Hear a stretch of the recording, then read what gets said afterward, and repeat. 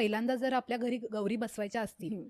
किंवा गौरी बसवण्यासाठी आपल्याला सुरुवात करायची असेल हं. तर ती कशी करावी? हे बघ, काही घरांमध्ये पिढी जात तुमच्याकडे मुखवटे असतात, हं. गौरी चे सगळं असतं हो. व्यवस्थित, माहिती असते, बरोबर. आता सपोज तुझ्याकडे नाहीये, ठीक आहे, हं. पण तुला इच्छा आहे खूप, ठीक आहे. पण याच्यामध्ये कसं असतं ना, की तू स्वतःहून नाही घेऊ शकत गौरी, जाऊन मला हवी तशी घेतली, हं. असं नाही चालत.